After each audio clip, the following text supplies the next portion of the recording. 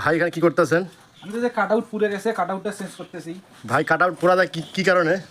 মূলত বিষয় কি, এই কাট আউটটা হলো 6 এম্পিয়ার, বুঝছো? 6 এম্পিয়ার। এই বোর্ড থেকে যত লোড আছে, লাইট, ফ্যান, মোবাইল চার্জ, মানে যত লোড আছে, এই লোডটা যখন তোমার 6 এম্পিয়ারের অধিক চলে যাবে, তখন কিন্তু তোমার এই কাট আউটটা এই যে পোড়া যাবে। দেখছো কিভাবে গেছে? জি জি। এইভাবে কিন্তু পোড়া যাবে। এই জন্য এইটা বোর্ড ফিউজ, অর্থাৎ এইটা একটা কাট আউট অথবা একটা নিরাপত্তার জন্য কাজ করে। যখন এই বোর্ড থেকে ওভারলোড হবে, তখন কিন্তু অটোমেটিক কাট আউটটা পুড়ে যাবে, বুঝছো? তখন আমরা এটা চেঞ্জ করে দিলে আশা করি সমস্যার সমাধান হবে।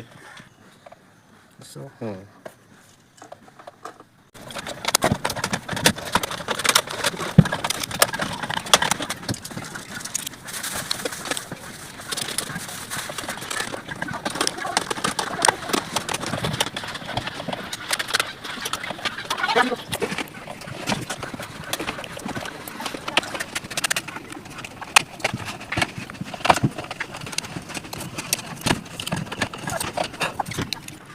তারপর দেখতে পাচ্ছেন যে ফিউজের উপরের যে অংশটি আছে, যেখানে ফিউজ থাকে, ওইখানে অবশ্যই আপনারা ওই বোর্ড থেকে যত লোড আছে লোডটা ক্যালকুলেশন করবেন, যে কয়টা লাইট, কয়টা বাতি এবং ফ্যান এবং মোবাইল চার্জ সহ অন্যান্য কী কী চলবে, ওটা হিসাব করে আপনারা তার দিয়ে তারপরে কিন্তু বোর্ডে লাগাই দেবেন। ওকে, ভালো থাকবেন, সুরক্ষিত থাকবেন।